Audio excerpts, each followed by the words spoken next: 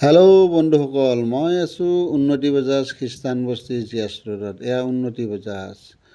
Discount discount discount, Bhogali বিহুৰ discount.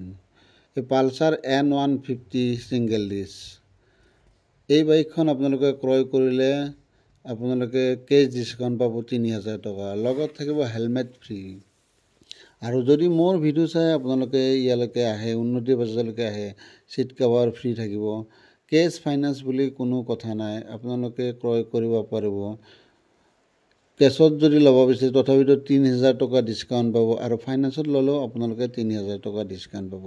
আৰু যদি ফাইনেন্সত ল'ম বুলি আপোনালোকে ভাবি আছে এই বাইকখন, কম ডাউন পে'মেণ্ট দিলে আপোনালোকে ল'ব পাৰিব। ল' ডাউন পে'মেণ্টত এই বাইকখন আপোনালোকে ঘৰলৈ লৈ যাব পাৰিব। মিনিমাম আপোনালোকে 10,000 টকা ডাউন পে'মেণ্ট কৰিলে এই বাইকখন আপোনালোকে ফাইনেন্সত ল'ব পাৰিব। কালাৰৰ অপশ্যন আপোনাৰ এভেইলেবল আছে, যিটো কালাৰে ল'ম বুলি ভাবে সেইটো কালাৰতে পাই যাব। আপোনালোকে আহক উন্নতি বাজাজলৈকে আৰু সুন্দৰ বাইকখন বিহুৰ বতৰত আপোনালোকে ঘৰলৈ লৈ যাওক।